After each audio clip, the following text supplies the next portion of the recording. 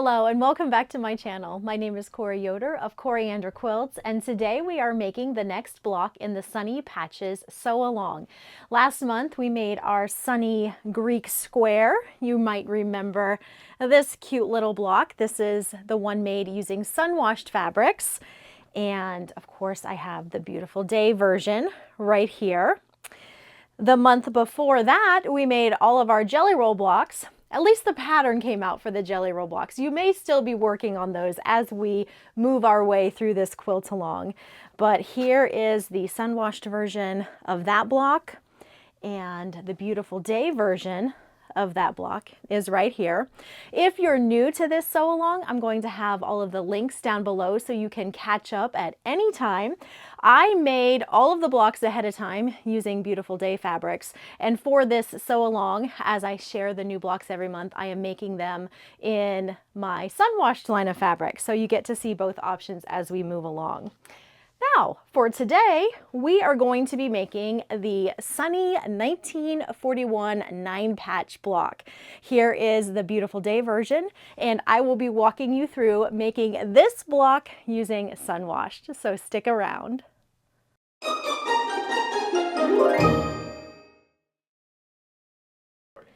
I have all of my pieces for this block cut out and arranged here, and I have printed out the 3-page pattern off of my blog.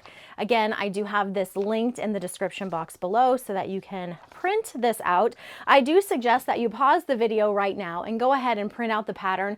That way, if you need to make any notes or jot something down as I am chatting, you've got it printed out and ready to go. So if that's an option for you and you can print it out right away, I would encourage you to do so. And we're just gonna dive right into this block.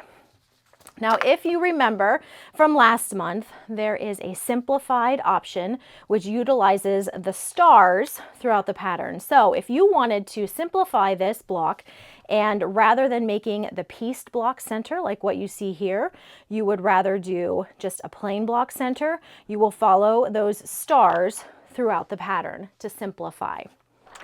I am going to be piecing this block with you just like this top block shows, so I will be doing the pieced center. One tip that I wanted to suggest to you that I like to do when I am working with a pattern, especially if it is a pattern where I am not using the fabrics pictured, is to write the prints in whatever color I'm using right beside where I'm cutting. That way, as I'm working my way down through the cutting, if this navy fabric, for example, that you see here in the center of the block, maybe you're using red for that or green for that, I would just write red floral, green floral, or whatever the case may be for each of these different cuts of fabric. That way it just simplifies things when I am cutting my way through the block. So just a tip there of something that you might want to jot on your pattern. So I'm going to flip here to this first section. The first steps that we're going to need to do are to go ahead and make that center. You can see the center block here. It is a square and a square unit. Now you might have favorite methods for piecing square and a square. I know there are different rulers or different techniques that we can use to piece these. So if you have a specialty ruler that you like using, or maybe you like using some of the paper, like that quarter shop has a paper that you can use for square and a square. I'll link to that down below. The sizing might not work exactly right, but I'll link to it so that you know what I'm talking about, because it is a nice tool to use in different blocks. In any case, you might have a different way of piecing these centers that you like. I really enjoy using the stitch and flip method, so that's what you see me using a lot of times. Now, as you read down through this section here, you are going to notice that when I do my stitch and flip, I much prefer to, I'll just kind of show you a little bit here. So the A pieces, these are our corners, and then the D pieces are the center of this block, as well as, get back to that first page, they are also these outer corners. So you'll see they're right there in the center, and then we use them for those spaces as well. So to make this center, we're going to take one of those D's. We will draw diagonal lines on the back of all of our A pieces, and then you'll have your diagonal running from top right to bottom left. You can see that right here. And then we'll sew on that line. And then I like to press away, make sure everything lines up with my outer edge. I don't want anything hanging over. If I'd have my piece really askew, it could hang over quite a bit.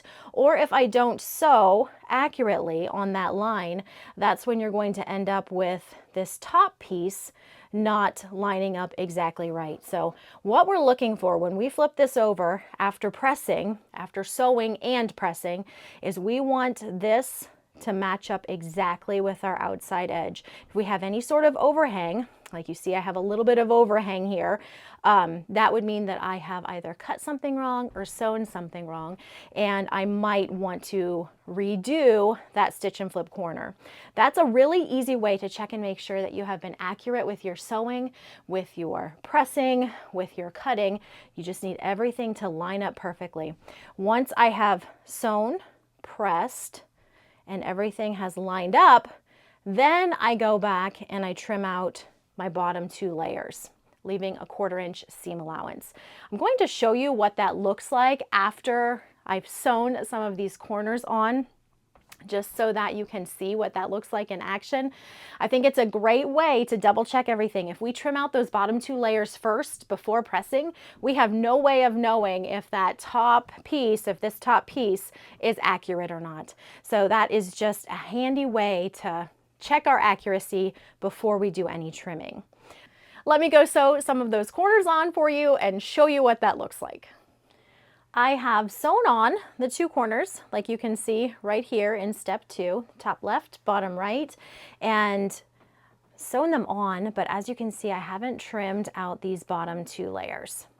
And then I gave them a press, and then I can flip them over and make sure that everything lines up nicely around the perimeter of the back of my block before I trim out these bottom 2 layers. Once I am happy with how that looks, then I will just flip these 2 corners forward and then trim off a 1/4 inch seam allowance. Now you can use your rotary cutter and a ruler to trim these off. I often, when they're small like this, will just use a scissors, and I'm looking for about a 1/4 inch seam allowance right there. And then once those are trimmed off, I will just repeat that step on those opposite 2 corners. Over here, we will have the marked line running from the top left to the bottom right, and then down here on the bottom, also top left to bottom right. And I will use that same method, sewing on the diagonal, pressing, and then trimming to ensure that that is as accurate as I can get that to be.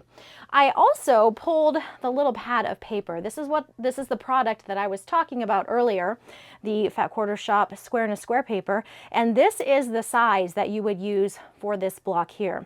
You can see it is a 3.5 inch unfinished block, and when we look over here at our pattern, in step 2, you're going to see that these center units measure 3.5 by 3.5 unfinished, and then that will equal 3 inches finished within the block. The way this paper works is it utilizes a paper piecing method to make these blocks, and it's a very accurate way to piece them, and a really nice option to know is available for these square in a square units. I know that sometimes square in a squares or stitch and flip corners can kind of trip people up a little bit, so just knowing that there are different ways that we can approach piecing these is very helpful. All right. I'm going to sew this, but at the same time, I'm going to move on to step 3 so I can do a little bit of chain piecing, because our next thing that we need to do is make the flying geese units that we see up here at the top of our block. So that is going to utilize the E pieces here. Move some of these letters out of the way. These E rectangles as well as the C squares. And I make these using the stitch and flip method as well. Some of you might prefer a different method. Some of you like doing the 4 at a time method. So if that's something that you like using, you would just need to adjust your cutting to accommodate that. And of course, there might be some specialty rulers that you like using for flying geese. So if you have a ruler you like to use, by all means, go ahead and use that. I always encourage people to use whatever techniques or tools work best for them.